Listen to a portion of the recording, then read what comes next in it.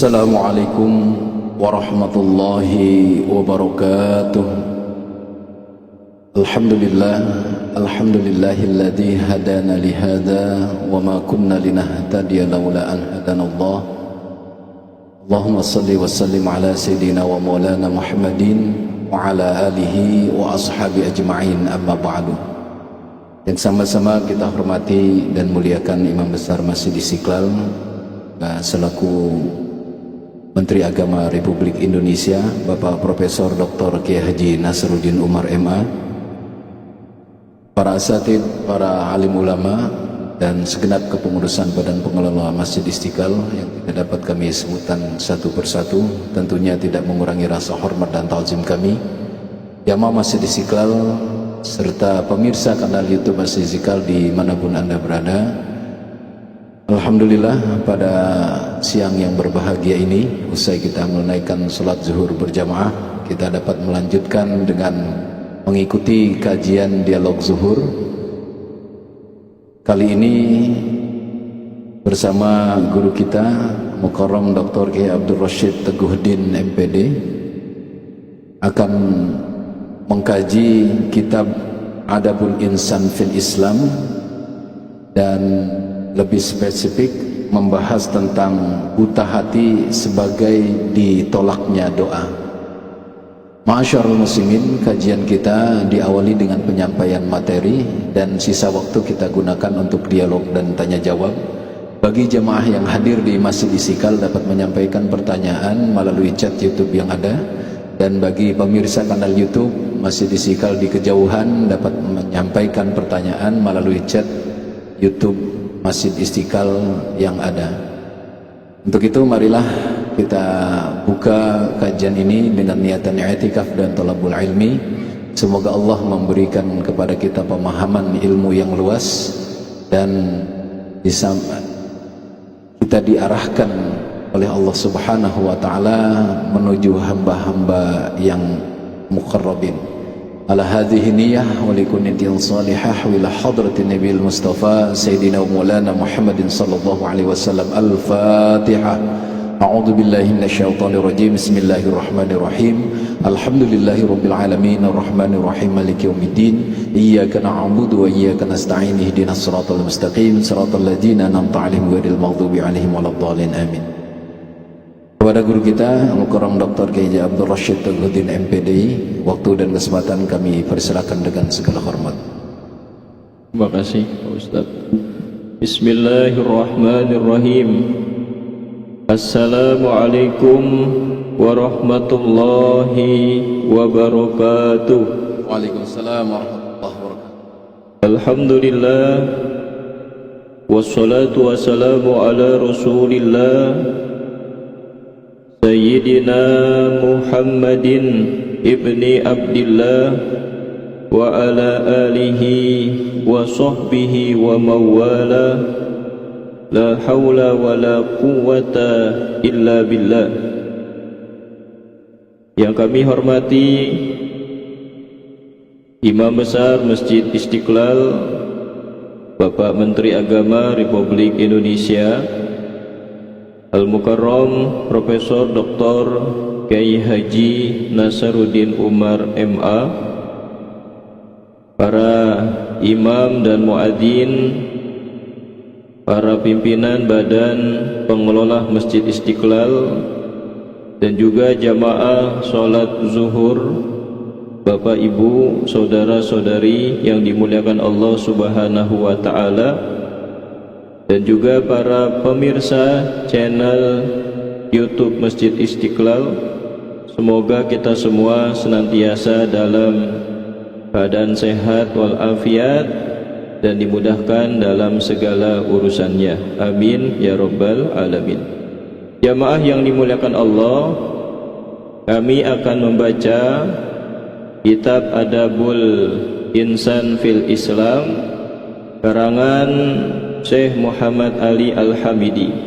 Di halaman 73, Syekh Muhammad Ali Al-Hamidi menceritakan ada seorang tabi'in yang bernama Ibrahim bin Adham. Beliau ceritakan bahwa Ibrahim bin Adham memasuki pasar. Nama pasarnya Pasar Busroh. Nah, Ibrahim bin Adham ini tinggal di Khurasan, sekarang negara Pakistan. Itu beliau, dalam tulisan ini, beliau wafat sekitar tahun 61 Hijriah. Ketika banyak yang berkumpul atau memarani beliau, kerumunan masyarakat itu bertanya kepada Ibrahim bin Adham dengan sebutan Ya Aba Ishaq. Jadi julukannya Aba Ishaq. Ditanya oleh masyarakat sekitar dengan pertanyaan, mengapa kami memohon doa kepada Allah tetapi tidak dikabulkan doa kami? Jadi ada yang bertanya seperti itu. Jadi bapak ibu kalau ketemu ulama gak cuma cium tangan aja, tetapi bertanya tentang masalah yang kita miliki. Nah, ini masalah masyarakat yang bertemu dengan beliau bertanya tentang doa yang tidak diterima oleh Allah Subhanahu wa ta'ala.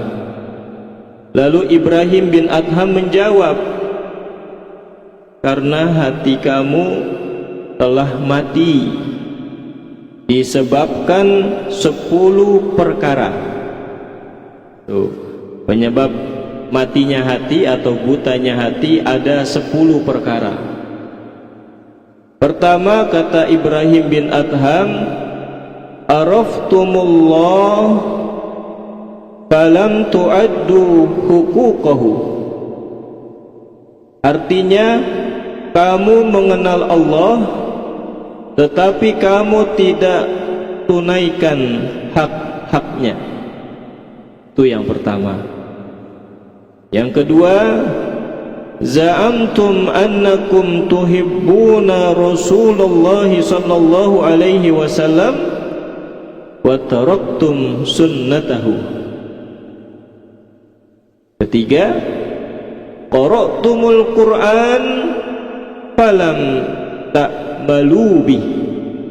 3 dulu, nanti dilanjutkan yang 7 bulan depan Pak Ustaz. 3 dulu, samping kami Kiai Haji Ahmad Mulyadi. Yang pertama artinya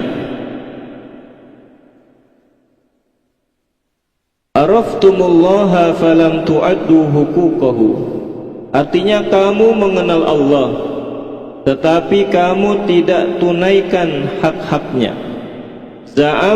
Za'amtum annakum tuhibbuna Rasulullah sallallahu alaihi wasallam wa taraktum sunnatahu. Kamu mengenal bahwa kamu cinta kepada Rasulullah sallallahu alaihi wasallam tetapi kamu tinggalkan sunnahnya. Allah ditinggalkan haknya, Rasulullah ditinggalkan sunnahnya. Ketiga, qara'tumul Qur'an falam ta'malu bih. Artinya kamu telah membaca Al-Quran tetapi kamu tidak beramal menurut Al-Quran. Sama hak Allah, yang kedua sunnah Rasulullah, yang ketiga mengamalkan isi Al-Quran. 3 dari 10 perkara yang menyebabkan hati kita mati, hati kita buta, sehingga doa kita ditolak oleh Allah Subhanahu wa ta'ala. Kita coba uraikan. Yang pertama, kita sebagai hamba yang diciptakan oleh Allah Subhanahu wa ta'ala harus melaksanakan perintah dan meninggalkan larangannya. Jadi ada kalimat, kalau dalam ihsan, anta budallaha ka'annaka tarahu fa illam takun tarahu fa innahu yaraka. Jadi sisi tentang ihsan ini ada dua. Sisi perintah, yaitu kita menjalankan perintah Allah dengan beribadah kepadanya. Itu yang pertama. Sebagai manusia, semua manusia, kalau dulu manusia diciptakan oleh Allah sebelum Nabi Adam, itu ada yang namanya manusia purba. Nah, manusia purba itu bukan manusia keturunan dari para nabi. Manusia purba yang usianya jutaan tahun, ini mungkin teori Darwin masuk di situ. Tetapi manusia yang Allah ciptakan dalam bentuk sempurna, sudah berpakaian. Jadi Nabi Adam dan Siti Hawa ketika diturunkan dari surga ke muka bumi, itu sudah ditutup auratnya. Nah, kalau kita melihat manusia purba, itu telanjang, Pak. Beda sekali. Jadi perintah Allah kepada manusia keturunan dari para nabi, bukan manusia purba. Manusia purba mereka berdasarkan insting hidupnya.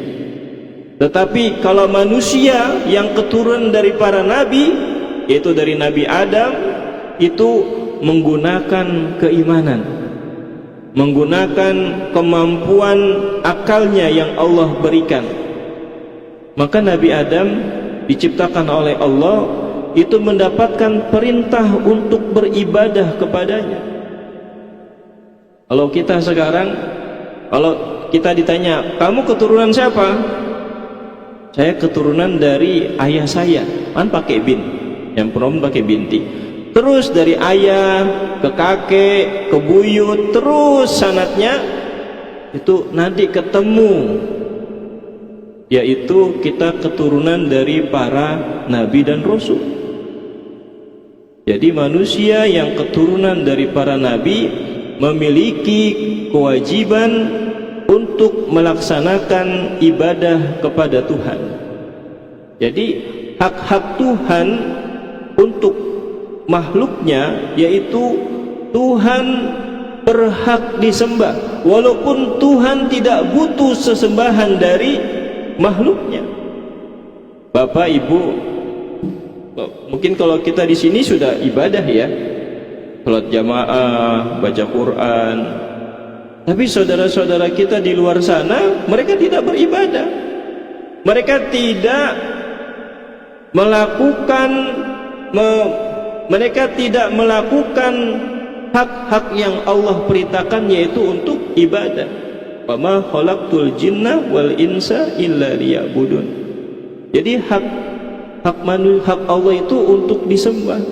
Jadi ketika kita menyembah Allah Subhanahu wa taala, ketika kita selesai sholat, itu kan kita sholat sudah menunaikan kewajiban kita sebagai hamba, dan kita memenuhi hak Tuhan, yaitu untuk disembah. Innani anallah la ilaha illa ana fa'budni wa aqimis sholata lidzikri. Jadi kalau mau doa kita diterima oleh Allah Subhanahu wa taala, ya beribadah kepadanya. Oh tidak, ada saudara saya nih, tetangga saya, rekan kerja saya, nggak pernah sholat Pak. Usah banding-bandingin deh. Dia nggak pernah sholat, doa juga nggak pernah, saya ngeliatin nggak pernah doa, tapi hidupnya sukses. Nah, itu kacamata Anda. Kesuksesan itu tidak dilihat dari kepemilikan harta, dari kepemilikan jabatan, dari kepemilikan harta benda. Tapi kesuksesan itu bagaimana hubungan dia kepada Tuhannya. Kering Pak, kita punya harta tapi nggak ibadah. Kita punya istri atau suami cantik, ganteng, tapi nggak ibadah. Itu keluarga kering. Karena apa? Karena kehidupan rohani kita itu tidak pernah subur, tandus.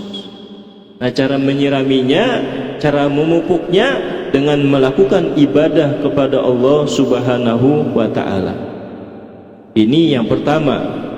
Kita mengenal Allah tapi tidak menunaikan hak-hak Allah. Maka ketika kita beribadah secara totalitas, insya Allah Allah akan mengabulkan doa-doa, permintaan-permintaan yang kita minta kepada Allah Subhanahu wa ta'ala. Ini ada satu kisah. Ini ada pasangan suami istri. Bahkan terulang ini ceritanya. Terulang, dan ini menjadi motivasi untuk kita agar jangan pernah menyerah untuk beribadah, dan agar doa-doa kita dikabulkan oleh Allah Subhanahu wa ta'ala. Jadi pasangan suami istri ini hidup dalam keadaan miskin papa, fakir, tidak punya. Kalau sekarang yang dikatakan miskin itu penghasilannya 1.500.000 Pak Ustadz. Jadi kalau ustadz atau penceramah sekali khutbah itu 2 juta, itu belum dikatakan miskin. Jadi pasangan ini Pak, Ibu, satu hari kata sang istri, "Pah," gitu, papa ceritanya, "Pah, kerja Pah, kerja di mana?" katanya. "Ya terserah Bapak kerja. Pokoknya Papa keluar berangkat pagi pulang malam." Papanya bingung, ini kerja di mana nih? Nggak punya ijazah, nggak punya sertifikat, mungkin seperti itu. Akhirnya dia melihat satu bangunan yang namanya masjid. Di masjid itu dia beribadah secara totalitas dari pagi sampai malam, dia pulang. Beberapa terus dia tahan lapar, mungkin pinjam sana, pinjam sini. Dan tiba waktunya, istrinya nanya, "Kan Papa udah kerja nih dari tanggal 1 sampai tanggal 30, gajiannya hari apa Pak turunnya?" Bingung lagi sang suami. Kerjanya dia ibadah saja sama Allah Subhanahu wa ta'ala. Dia ibadah secara totalitas, baca Quran, minta sama Allah Subhanahu wa ta'ala. Jadi dia minta untuk membahagiakan istrinya. Ketika sudah beribadah di malam hari, dia pulang, dia bawa karung Pak. Di karung itu dia isi jerami. Jerami itu seperti padi yang sudah mulai rusak. Ya, dia bungkus semuanya yang ada itu, dia bawa, dia taruh depan rumahnya, dan dia pergi.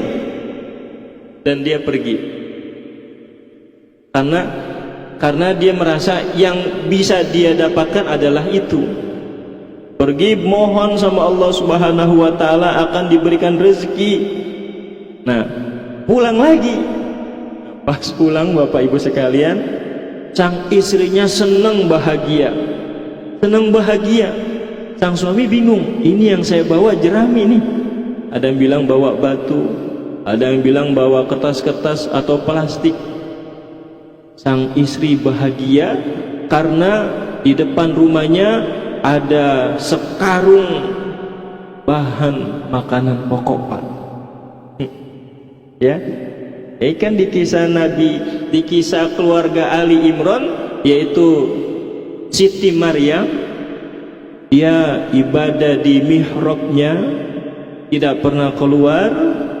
Maka Nabi Zakaria bertanya, "Ini makanan dari mana?" katanya. Karena dia ibadah secara totalitas, maka Allah berikan rezeki kepada hambanya yang beribadah kepadanya. Jadi secara akal nggak terima Pak, kok bisa dari benda jerami, dari batu itu jadi sesuatu yang berharga. Tetapi ketika kita berpikir bahwa orang yang rajin ibadah tersebut, ada orang kaya kan melihat, ini siapa nih bolak-balik ke masjid, dilihatlah, oh ternyata orang soleh. Dan ini orang soleh ini miskin.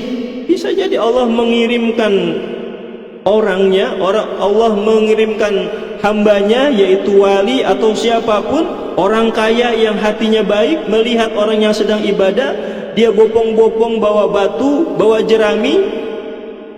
Mungkin orang itu melihat apa yang dibawa, diganti, Pak. Karena apa? Ketika kita beribadah secara totalitas kepada Allah Subhanahu wa ta'ala, bukan langsung Allah turun membawakan makanan kebutuhan kita, tetapi Allah mengirimkan wali-walinya untuk membantu kebutuhan kita. Ya, seperti itu. Perang Badar yang jumlah umat Islam hanya beberapa ratus, Allah turunkan para malaikat untuk melawan bangsa Arab pada saat itu, sehingga Rasulullah mengalami kemenangan. Jadi ketika kita beribadah kepada Allah Subhanahu wa ta'ala, jangan ibadah, doa, pengen hari ini, ya Allah diijabah nih doa saya nih, saya udah sholat jamaah. Gak bisa, itu gak bisa menjadi patokan doa, permohonan, ibadah yang kita lakukan langsung diterima oleh Allah Subhanahu wa ta'ala. Tetapi itu semua butuh proses. Itu yang pertama. Ketika kita menunaikan kewajiban kita sebagai hamba, kita menunaikan hak-hak Allah, yaitu kita beribadah kepadanya. Ya, ibadah yang kita lakukan sekarang, ibadah sholat jamaah, ibadah sholat 5 waktu, bakti sama orang tua, taat sama pemimpin, bekerja secara maksimal, dan masih banyak ibadah-ibadah yang dapat kita lakukan, yang kita niatkan untuk menunaikan kewajiban kita sebagai hamba, menunaikan hak-hak Allah Subhanahu wa ta'ala. Ini yang kedua, ketika kita cinta kepada Rasulullah sallallahu alaihi wasallam, kita hidupkan sunnah-sunnah Rasulullah.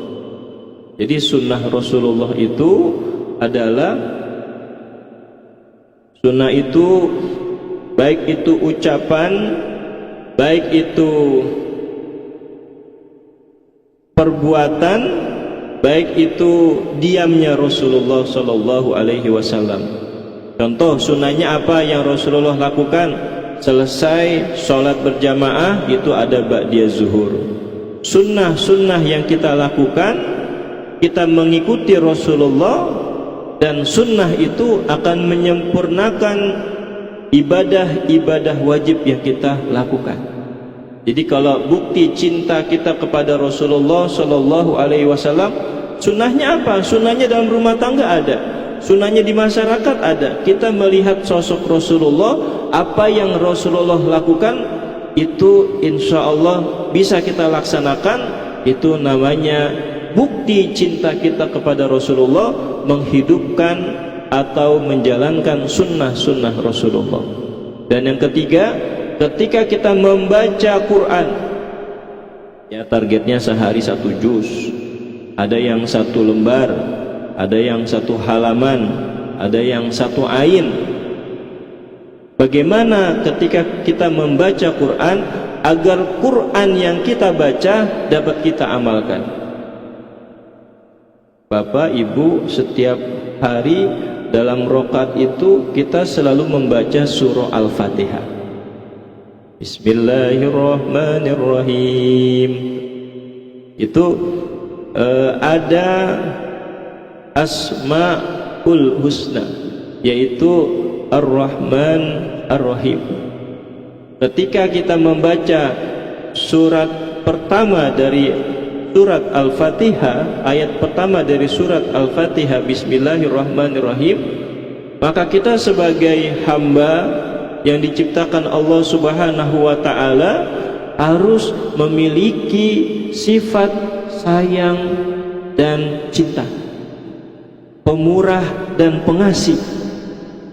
Kalau keseharian kita ini balaknya minta ampun, jahatnya minta ampun, tapi rajin baca Quran, dia belum mengamalkan kandungan isi dari Al-Quran.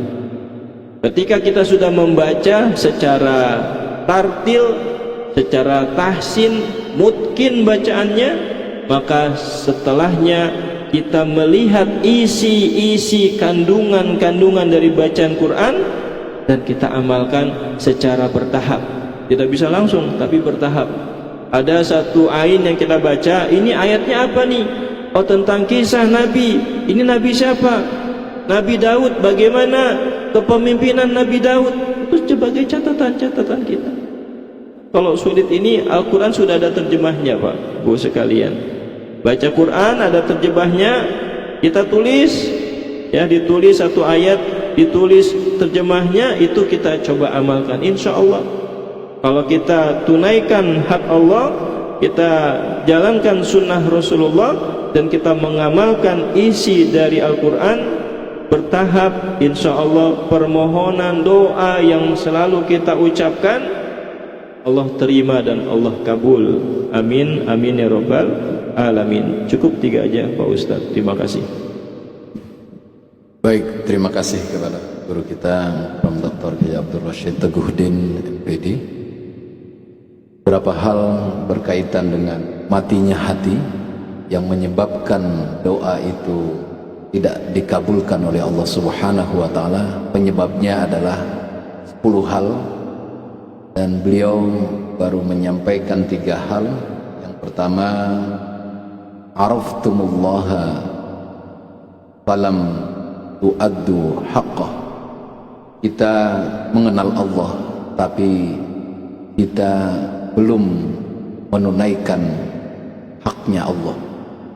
Yang kedua, za'amtum annakum tuhibbuna Rasulullah wa taraktum sunnata. Kita sungguh mencintai Rasulullah sallallahu alaihi wasallam, akan tetapi kita tidak menjalankan sunnah-sunnah Rasulullah. Yang ketiga, qara'tumul Qur'ana falam ta'malu bih.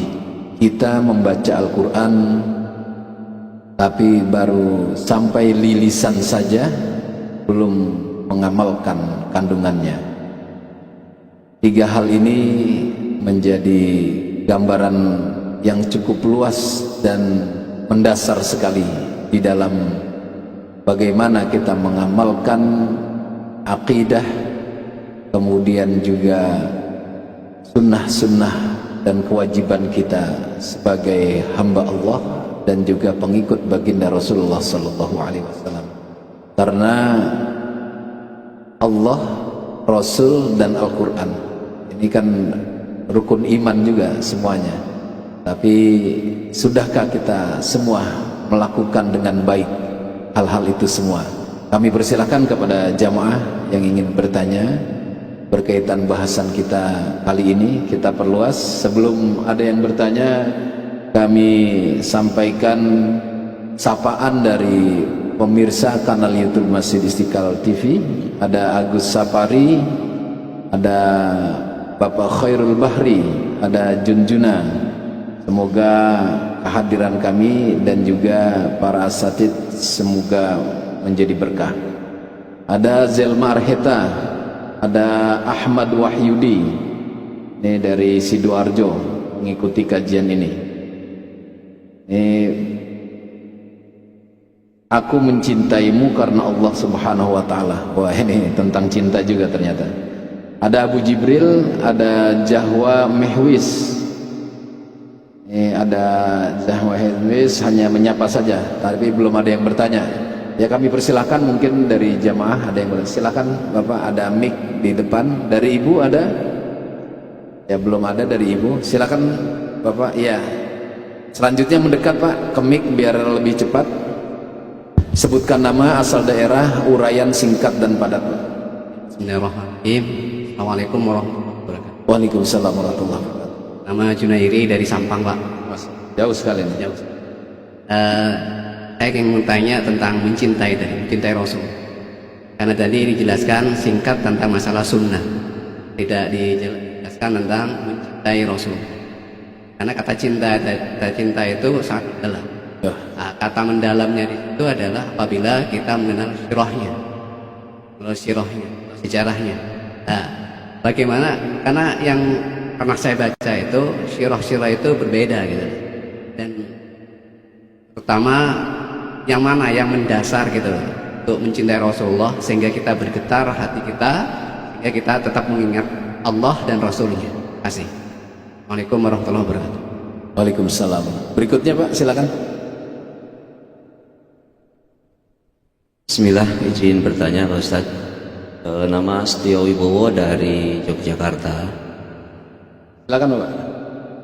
Tadi disebutkan ada 3 hal menyebabkan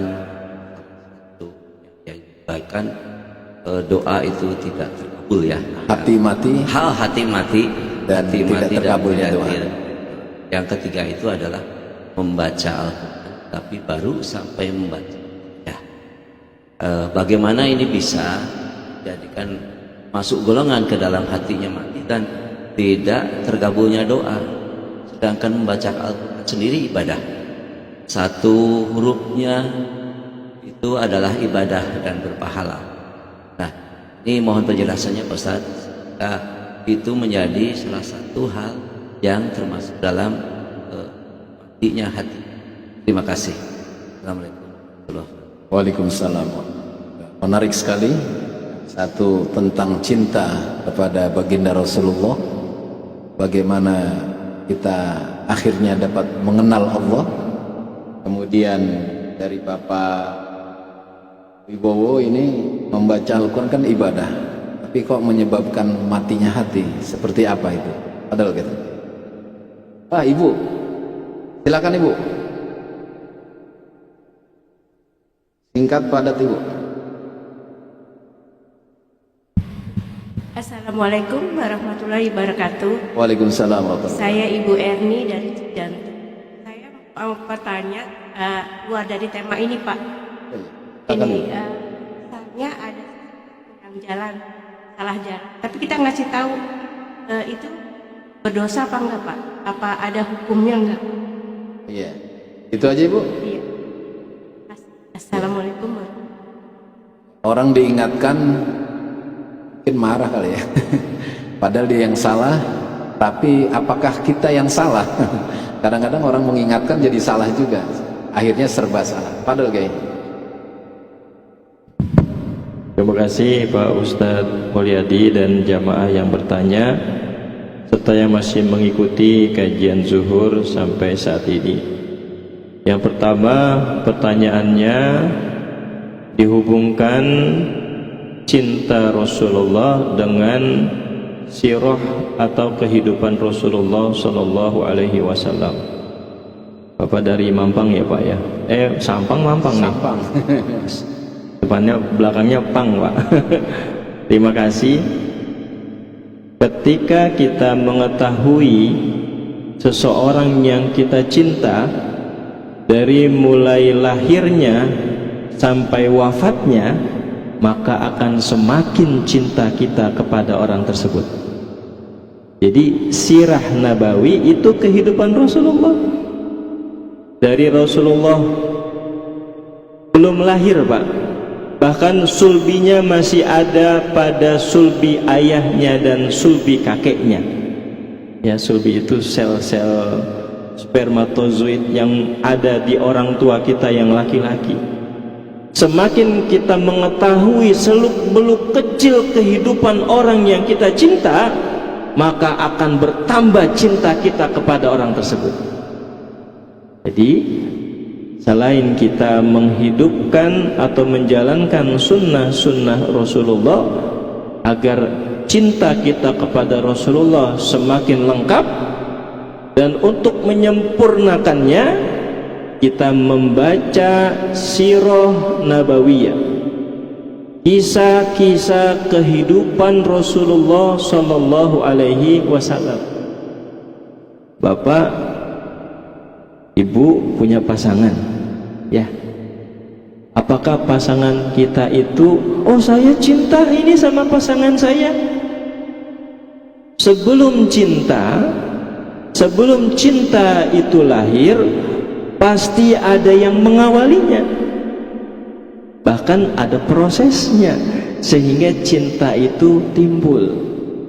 namanya ta'aruf, perkenalan.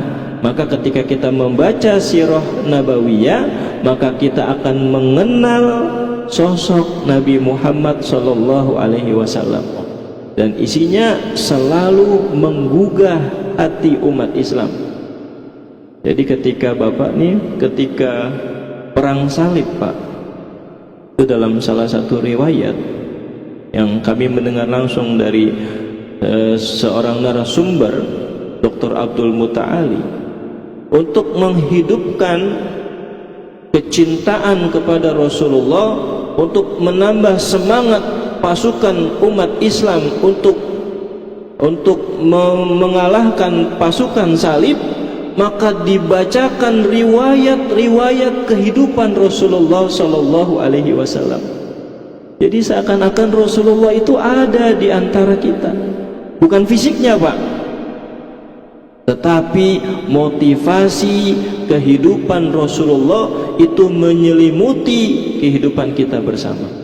Jadi Bapak ketika membaca sirah nabawiyah itu seperti kita membaca, mengetahui sosok seseorang yang kita cinta. Kita udah melaksanakan ibadah untuk Allah Subhanahu wa ta'ala sudah, terus kita sudah mengikuti sunnah-sunnah Rasulullah, dan untuk menyempurnakannya agar kita mengetahui bagaimana sosok Rasulullah, baca sirah atau kehidupan Rasulullah sallallahu alaihi wasallam. Waktu itu ada kajian Nurul Yakin ya, itu buku ringkasan tentang sirah nabawiyah, itu tipis Pak, silakan dibaca dari sebelum beliau lahir sampai beliau wafat, agar apa? Agar timbul mahabbah, kecintaan kita kepada Rasulullah sallallahu alaihi wasallam. Ya, kalau perkawinan itu ada perkawinan perunggu, ada perkawinan perak, ada perkawinan emas, ada perkawinan berlian. Itu kan perjalanan kehidupan seseorang.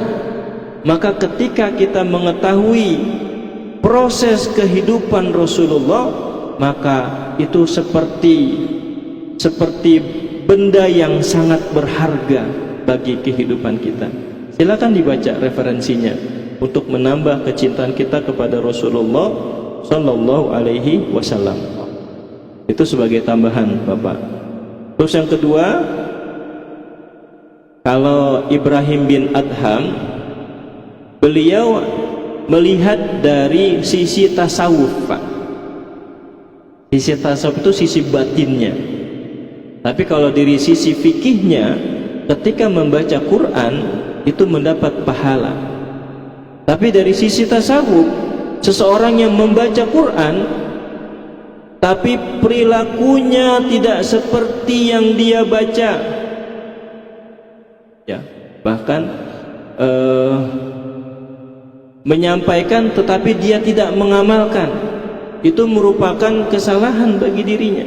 Jadi Al-Quran yang diturunkan oleh Rasulullah, turunkan Allah kepada Rasulullah sallallahu alaihi wasallam, itu mendapatkan pahala ketika membaca, tetapi hanya pahala saja, tidak ada peningkatan, artinya peningkatan pengetahuan kita. Maka Ibrahim bin Adham melihat orang yang hanya baca Quran tetapi tidak mengamalkannya, itu seperti apa Pak? Belum naik kelas. Dia belum naik kelas, dia masih senang di kelas itu saja. Maka terkadang kalau kita nanya orang-orang tua kita terdahulu,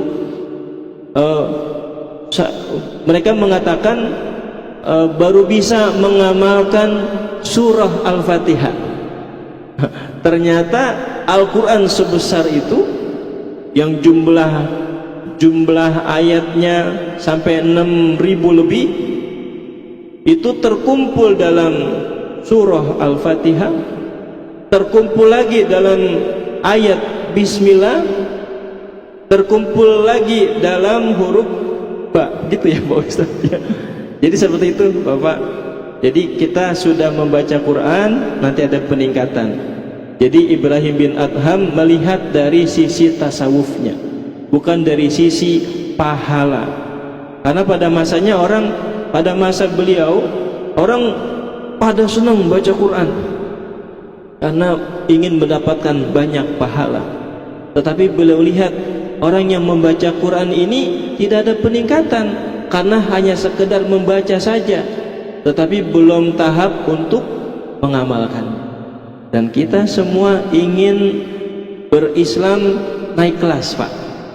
Ya, kita naik kelas. Semakin kelasnya tinggi, maka pengetahuan keislaman kita akan bertambah. Ketika keislaman kita bertambah, maka ibadah-ibadah yang kita lakukan semakin berkualitas. Ketika ibadah semakin berkualitas, cara ibadahnya sesuai sunnah, sesuai syariat, insya Allah doa-doanya diterima oleh Allah Subhanahu wa ta'ala. Dan yang ketiga, Pak Ustadz, ini dari Bu Erni, salah jalan, memberitahu orang tersebut tetapi orang itu nggak menerima.